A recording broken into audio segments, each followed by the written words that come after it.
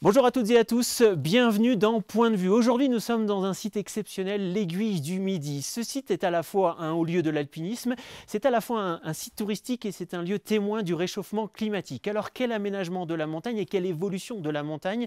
C'est le thème de cette émission aujourd'hui avec deux invités, Mathieu de Chavannes, PDG, président, directeur général de la Compagnie du Mont Blanc, et puis Luc Moreau qui est glaciologue et qui observe le massif du Mont Blanc à la loupe. Ces deux invités sont dans Point de vue aujourd'hui depuis le site de l'Aiguille du Midi.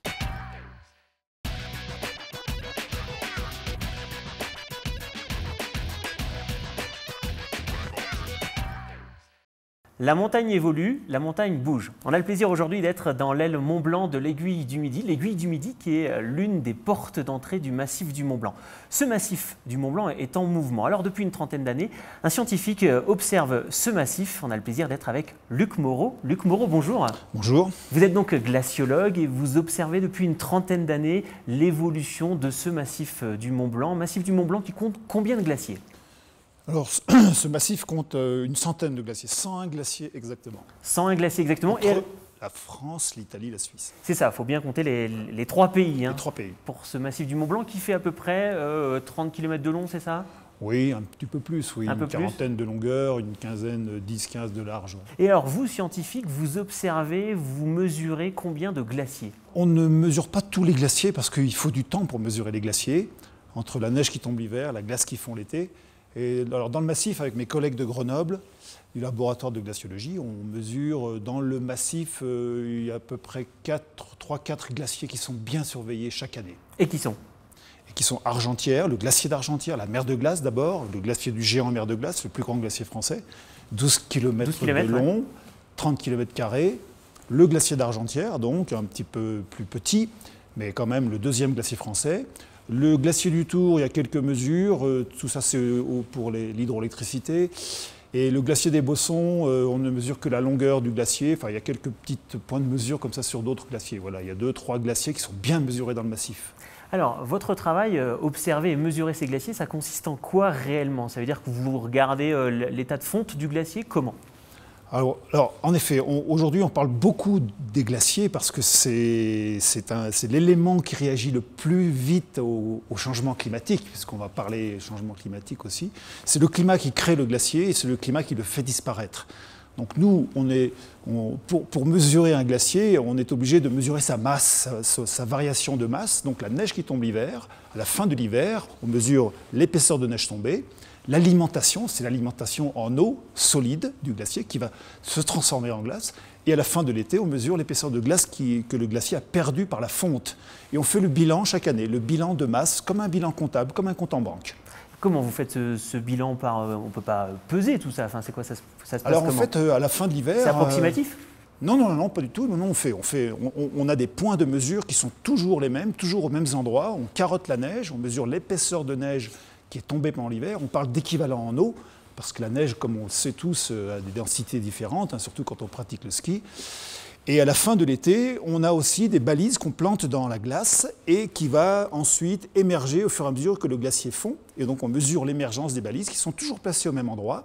Et donc sur un glacier qui fait comme la mer de glace ou Argentière, on a de multiples points de mesure, donc parce qu'on ne peut pas mettre que 3 balises.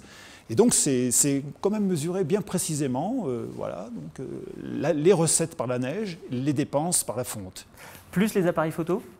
Alors les appareils photo, oui, ça nous permet aussi de faire des observations assez intéressantes parce qu'on n'est pas en permanence devant le glacier.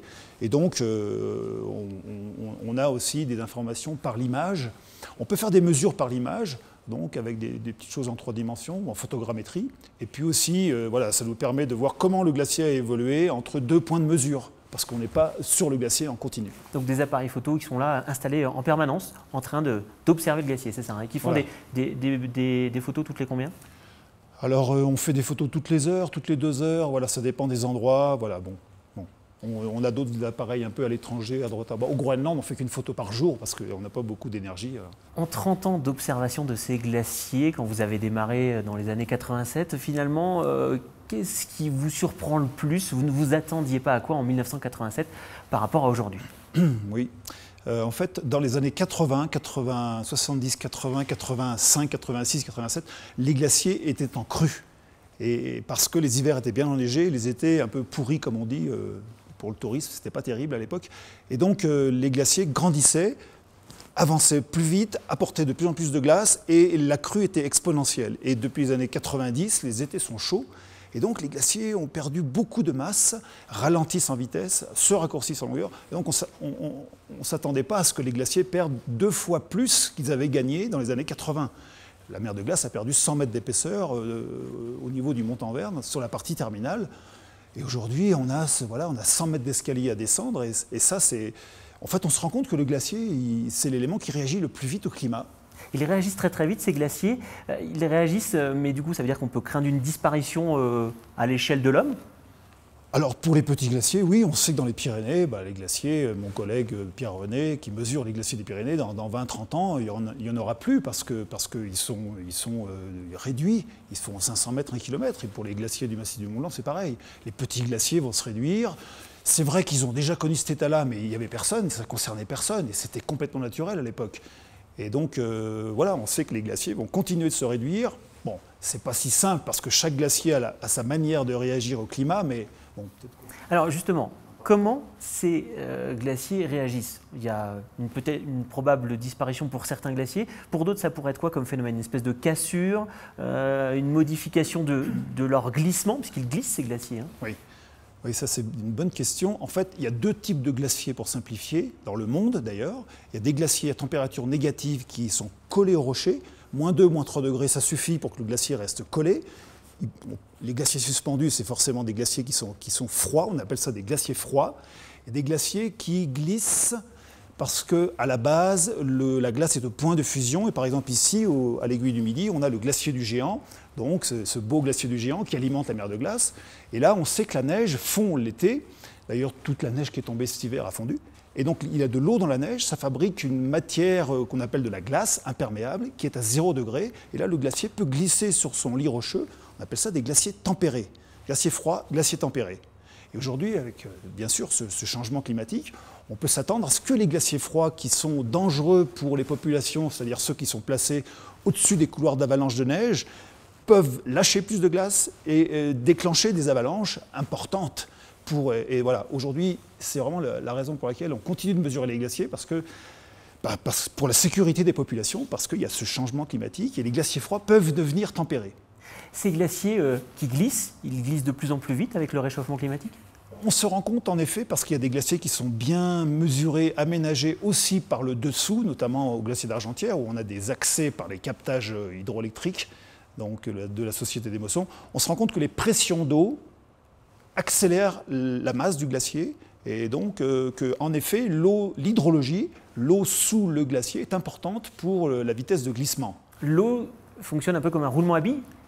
Oui, c'est ça. C'est quand même... Alors, d'une part, il y a un film d'eau entre la glace et le rocher, mais ensuite, quand on a beaucoup de fonte ou des pluies importantes, l'interface entre la glace et le rocher, sous le glacier, se met en pression et ça peut accélérer le glacier sur quelques quarts d'heure, quelques demi-heures. Et ça, aujourd'hui, c'est l'élément qu'on essaye de comprendre parce que ça peut aussi faire varier l'itinéraire de l'eau, ça participe à la dynamique d'un glacier. Et ça peut aussi faire accélérer un glacier, voire le perturber et le rendre dangereux. Ou alors changer l'itinéraire de l'eau, et quand on capte l'eau, ça change aussi le captage, et donc on peut perdre l'eau. L'hiver 2017-2018 a été véritablement très enneigé, c'était remarquable. Et puis cet été 2018 a été très chaud et très long. Alors qu'est-ce qui s'est passé finalement dans le massif du Mont-Blanc sur les glaciers? Comment est-ce qu'ils ont évolué? Ils ont gagné en masse, on disait à la sortie de l'hiver, c'est plutôt bon signe. Et finalement, le résultat? Alors c'est vrai qu'on a eu un bon hiver, donc comme dans les années 80, voilà. Donc bon, par contre, alors ce qui est intéressant, c'est que quand on a un bon hiver, eh bien, en fait, la neige va fondre un petit peu plus longtemps, va mettre plus de temps à fondre et protéger la glace de la fonte, la glace qui est grise, qui fond plus vite que la neige qui est blanche et qui renvoie le rayonnement solaire. C'est pour ça que quand il neige au mois de mai, juin, ça c'est très bon pour les glaciers parce que ça protège de la fonte. D'ailleurs, on met des draps sur les glaciers pour protéger la grotte, protéger un départ de piste, une rimée. Ça c'est très intéressant, ça réfléchit l'énergie solaire. Mais comme on a eu 3 mois de canicule, tout le gain par la neige qui est bien tombée cet hiver donc, a été annulé. Et donc là, on est en train de continuer de calculer le bilan 2017-2018. On n'a pas tous les chiffres, mais là, j'ai fait un rapide calcul pour le glacier de Trélatête qu'on mesure, puisque l'EDF capte l'eau, donc c'est un peu un glacier qui les intéresse. J'ai à peu près 20% de moins donc, par rapport à 2017. Ça veut dire qu'en fait, 2017 a quand même été supérieur en fonte de 20% par rapport à 2018. Donc heureusement qu'il y a eu un hiver très enneigé. Voilà, donc heureusement qu'on a eu de la neige, bien que cette neige ait complètement disparu. Ici, d'ailleurs, à 3600 mètres, hein, là cet été, la neige était toute noire. Elle avait rattrapé la neige toute noire de l'été dernier, 2017. Et donc, voilà, ça a été complètement annulé. Et le bilan de masse est négatif, bien sûr, mais moins que 2017. Alors, on parle de réchauffement climatique de l'ordre de 2 degrés dans les Alpes, plus 2 degrés quand on a plus 1 degré en plaine. Quelles conséquences, du coup, à court terme pour la montagne et peut-être aussi à moyen terme et à long terme? On sait que tous nos glaciers vont continuer de diminuer. Les glaciers froids, quelques glaciers froids dangereux, comme le glacier de Tacona, qui est bien surveillé par mes collègues de Grenoble, vont être impactés par ce réchauffement climatique, par ces températures aussi, qui ne vont pas s'arrêter de continuer, ça ne va pas s'arrêter la semaine prochaine. Et donc, les glaciers froids peuvent voilà, lâcher plus de glace. Il peut y avoir un peu plus de chute de moraine. Tout ce qui est gelé en haute montagne, eh bien, ce qu'on appelle le permafrost, eh bien, est aussi influencé par ces étés chauds. Et donc, on a des chutes de parois, ça c'est notre collègue Ludovic qui travaille dessus. Et donc, il y a plein de choses qui bougent. Les moraines ne sont plus retenues par les glaciers qui diminuent en épaisseur et aussi en vitesse d'écoulement. Donc, les moraines chutent. Donc, sous ces tas de cailloux, les moraines, c'est les dépôts des glaciers sur les côtés. Donc ça veut dire que demain, la montagne sera encore plus en mouvement? Alors, il y a beaucoup de choses qui changent et donc tout ce qui est aménagé en montagne, on doit s'adapter. L'alpinisme, le tourisme, et les gens savent très bien comment ça se passe. Mais nous, on continue de mesurer parce qu'on n'a pas toutes les informations et ça change en continu. Chaque année. Mais vous qui êtes un scientifique, ça veut dire qu'il faut remettre en cause certaines choses en montagne, par exemple l'alpinisme, certaines fréquentations touristiques ou alors certains aménagements, par exemple des aménagements hydroélectriques. Il faut remettre en cause des choses? Il y a des choses qui sont déjà remises en cause, il y a des choses qui sont déjà pensées pour le futur, les captages donc sous glaciaire, hein, l'EDF a remonté déjà le captage de la mer de glace, il faut que ça tienne 10-15 ans. On sait que dans 10-15 ans, il faudra sûrement encore repenser autrement ou encore remonter le captage. Il y a des guides qu'on côtoie tous les jours qui savent très bien que, bon voilà, ils nous disent, bon bah là j'y vais plus parce qu'il y a des chutes de pierre.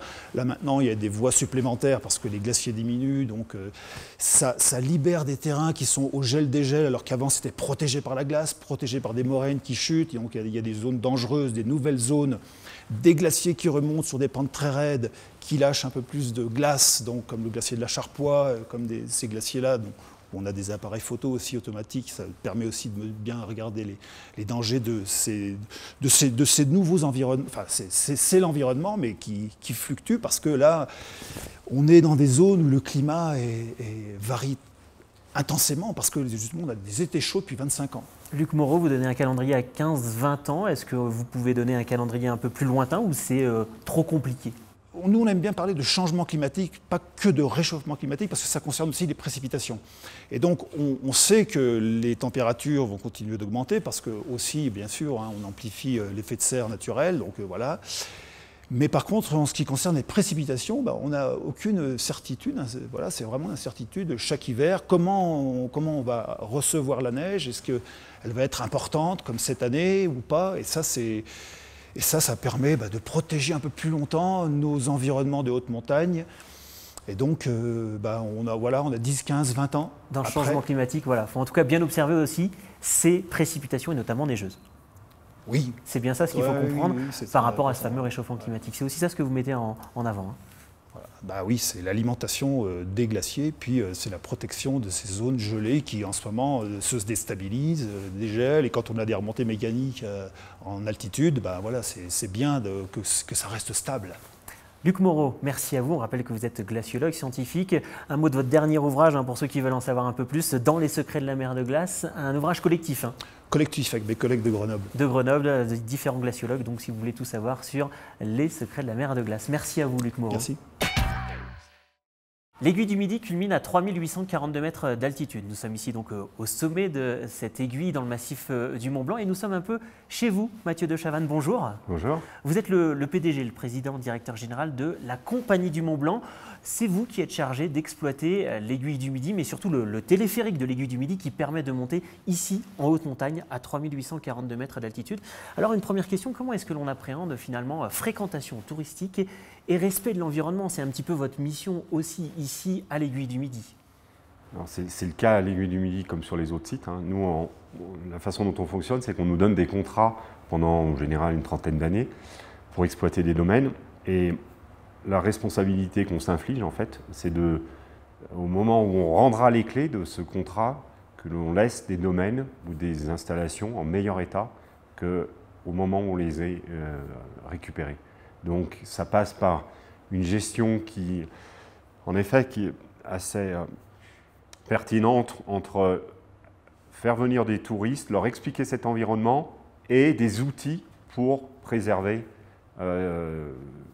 ce massif, pour permettre aux gens de le contempler, mais en l'expliquant le mieux possible. Donc il y a toute une série d'outils dont on utilise, type observatoire environnemental, et puis des démarches avec les collectivités. Alors, on va bien comprendre ce que c'est que la Compagnie du Mont Blanc. Le site de l'aiguille du Midi, d'abord, existe depuis quand? Il est ancien, finalement. Le site est ancien. Il a été ouvert en 1955. La Compagnie du Mont Blanc, on exploite l'aiguille du Midi, entre autres, des domaines skiables. Alors, le domaine skiable du Brévent, de la Flégère, du Tour, des Grands Montets, pour ce qui est de la vallée de Chamonix. On exploite aussi le domaine des Ouches Saint-Gervais, qui est en entrée de vallée, et puis le domaine skiable de Megève. À côté de ça, on a une activité aussi de restauration et puis de boutiques, voilà, qui sont complémentaires à ces activités de remontée mécanique, ainsi que l'exploitation de deux trains de montagne, le tramway du Mont Blanc et le train du Mont-en-Mer. On présente la Compagnie du Mont Blanc comme étant la petite sœur ou la petite fille de la Compagnie des Alpes, c'est juste? On a un chiffre d'affaires qui est bien moindre, qui est 7 fois plus faible que celui de la Compagnie des Alpes, mais il y a une similitude, c'est que la Compagnie des Alpes, de par ses activités avec les parcs d'attractions, a un gros chiffre d'affaires l'été. Et nous, à la différence des stations de ski classiques qui font 97% de leur chiffre d'affaires l'hiver, on fait 45% de notre chiffre d'affaires l'été. C'est dû au fait qu'il y a toute une activité dans la vallée de Chamonix qui est importante pour des randonneurs, des gens qui viennent contempler la montagne. Et cette activité-là, elle croît. Donc on a une activité lissée sur l'année, qui a un avantage aussi pour nous, au niveau du personnel, c'est qu'on fidélise, on a très peu de saisonniers, on a des gens qui sont à l'année, environ 500 personnes l'été et presque 1000 personnes l'hiver. Ça nous permet d'avoir une politique de formation adéquate. Et alors vous gérez quelque part deux portes d'entrée du massif du Mont Blanc, l'aiguille du Midi d'un côté, le Mont-en-Vert de l'autre. Est-ce que ça vous donne une responsabilité particulière? Oui, je pense, parce que l'aiguille du Midi et le Mont-en-Vert, c'est des sites qui sont mondialement connus, qui malheureusement, quand ils ne fonctionnent pas, comme c'est le cas actuellement à l'aiguille du Midi, on se rend compte de l'impact que ça peut avoir sur l'écosystème dans la vallée de Chamonix. Clairement, ça pénalise pas mal d'autres activités économiques. Et puis, il y a la responsabilité environnementale, qui est de faire en sorte que ces sites soient visités, mais soient respectés et compris par nos visiteurs. Et ça, c'est notre travail. On s'arrête sur l'aiguille du Midi, qui a des soucis en cette année 2018, puisque vous en êtes au 3e changement de câble de l'aiguille du Midi. C'est dû à quoi? C'est que la montagne bouge et vous vous faites surprendre par des phénomènes climatiques. Qu'est-ce qui se passe? Alors non, il n'y a aucune corrélation avec le fait que la montagne bouge, ce qui est un fait. On l'a bien vu à l'arête des Cosmiques. Avec l'éboulement, il y a eu un effondrement important. Nous, le rocher en lui-même ici est monitoré, c'est Ludovic Ravanel qui fait ça, et il n'y a aucun mouvement qui se produit. Donc nos problèmes de câble n'ont absolument aucun lien avec le fait que la montagne bouge. C'est très technique, c'est dû au fait que le câble qui a été changé à plusieurs reprises est dit trop mou, donc c'est un problème dynamique, on va dire, en termes de physique. Et puis l'aiguille du Midi, ça reste une installation unique au monde, qui est complexe. Il y a 1500 mètres de câble, sans pylône, Ça relève de l'horlogerie, mais la bonne nouvelle, c'est qu'on a trouvé la solution et qu'on est en train d'installer les moyens pour changer ce câble. L'exploitation de l'aiguille du Midi avec les phénomènes climatiques, c'est compliqué, c'est très compliqué. Ça suppose quoi, par exemple? Alors, il faudrait que je regarde, mais de mémoire, c'est quelques 200 jours de neige par an au sommet, hein. Donc c'est du déneigement continu. C'est des problèmes de givre le matin sur le câble. On peut avoir 70-80 cm de givre qui se produit. Donc il y a tout un travail préalablement à l'ouverture du site. Et puis il y a une machinerie qui est quand même atypique et qui demande des connaissances propres, d'où la nécessité d'avoir du personnel qui travaille sur site depuis de nombreuses années, parce que beaucoup de choses relèvent de la mémoire et d'avoir une véritable expertise. Il y a une expertise qui est indispensable et qu'il faut préserver. Alors l'aiguille du Midi, c'est aussi une autre remontée mécanique qui est cette fois-ci horizontale et qui permet d'aller en Italie, à la pointe Elbronner, c'est ce qu'on appelle le panoramique Mont Blanc, qui a lui aussi subi le climat et une tempête. Alors un ouragan même, un ouragan. La fameuse tempête Éléonore qui, en dessus de 3000 mètres, a manifestement été classée en ouragan. Donc des vents de 250-300 km/h, voire plus, qui ont fait que le câble en fait, est sorti de son rail, est tombé, et en tombant, avec les effets de givre et de vent, s'est coupé dans la roche sur le glacier. Donc un beau matin, on l'a retrouvé ce câble scindé en deux. C'était du jamais vu. C'était du jamais vu, stupéfaction absolue. Il n'y a jamais eu 300 km/h de vent dans le massif?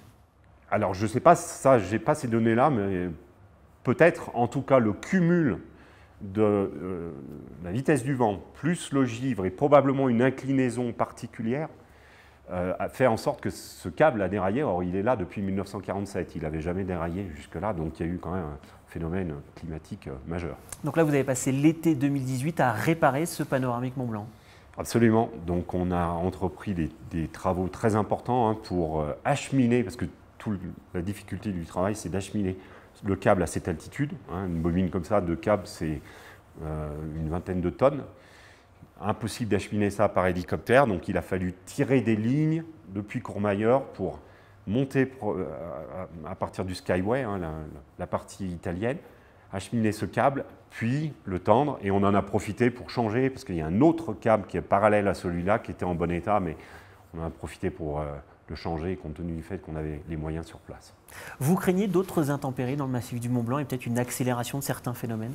Il y aura probablement une accélération de ces phénomènes. Donc, de par les travaux qu'on a entrepris sur le panoramique Mont Blanc, on a renforcé la structure et fait en sorte que ça deviendra plus compliqué pour que ce câble redéraille à nouveau dans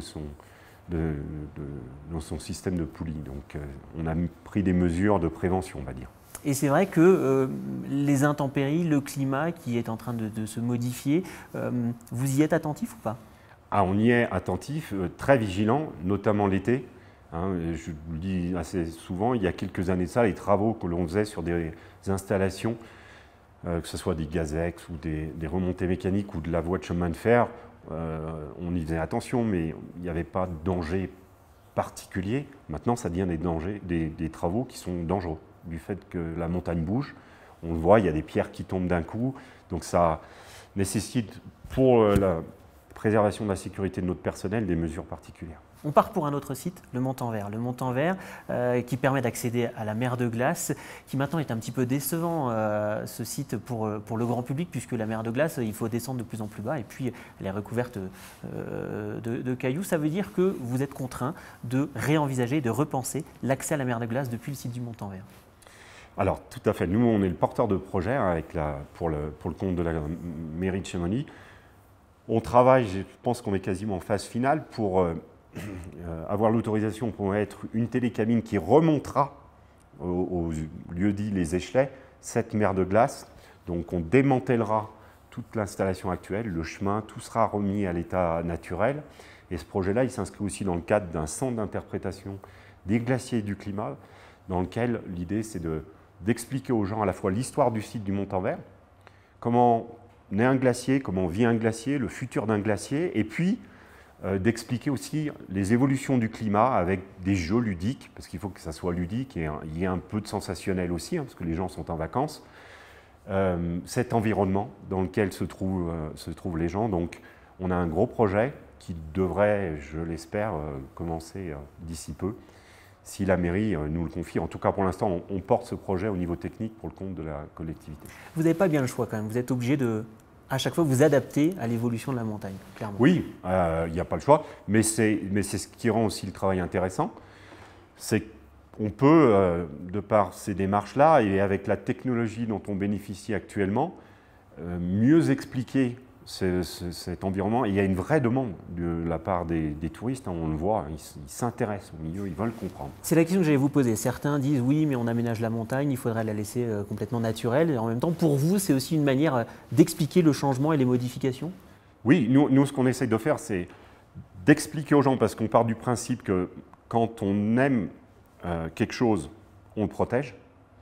Et donc, à nous de faire en sorte que les gens aiment cet environnement et le comprennent. Et les technologies le permettent aujourd'hui, tout en ayant, il faut conserver ce côté ludique aussi, on ne va pas faire la cité de la science, ça barbera un certain nombre de personnes. Donc il faut le rendre ludique, mais pas artificiel. Sublimer l'environnement dans lequel il se trouve. Je pense qu'on a réussi à faire quelque chose ici à l'Aiguille du Midi qui était de qualité. On essaiera d'en faire de même au Montanvert. Certains parlent d'un classement un jour du massif du Mont Blanc, certains souhaitent un classement par exemple à l'UNESCO. Est-ce que ce genre de perspective vous intéresse ou vous fait peur? Non, nous on est favorable à ça. D'ailleurs, on a entrepris… Ça ne serait pas un frein pour vous? Non, moi je ne le vois pas comme ça, bien au contraire, puisqu'on s'inscrit dans une démarche de tourisme qualitatif. Donc ça donnera une approche internationale à travers la France, la Suisse, de la protection du massif du Mont Blanc, une remise en cause du transport. Or, nous, on contribue à 50% des frais de transport collectif et on souhaite que ça s'accélère. On souhaite expliquer cet environnement, le préserver. Les gens qui travaillent dans cette société, ils sont attachés à ce massif. Ils travaillent ici, donc tout ce qui va dans le sens de lui redonner ses lettres de noblesse, le protéger et faire en sorte qu'il perdure, on y est favorable. L'intérêt, et on peut y contribuer, puisqu'on a une base de données de 600-700 000 personnes, on peut se servir de cette base de données pour passer de l'information, communiquer, faire mieux comprendre ce qui se passe, les dangers, et puis les moyens pour le préserver. Donc je pense qu'on sera un acteur, en tout cas on en a la volonté. Pourquoi pas. Mathieu de Chavannes, merci à vous. On rappelle que vous êtes le PDG, président, directeur général de la Compagnie du Mont Blanc. Merci de nous avoir accueillis ici sur le site de l'Aiguille du Midi, à 3842 mètres d'altitude. Une interview faite donc en haute montagne. Merci à vous. C'est la fin de ce numéro de Point de Vue. Vous nous retrouvez évidemment grâce au replay, www.montblanclive.com. Merci à notre partenaire Le Grenier Alpin. Et puis on se dit évidemment à la semaine prochaine.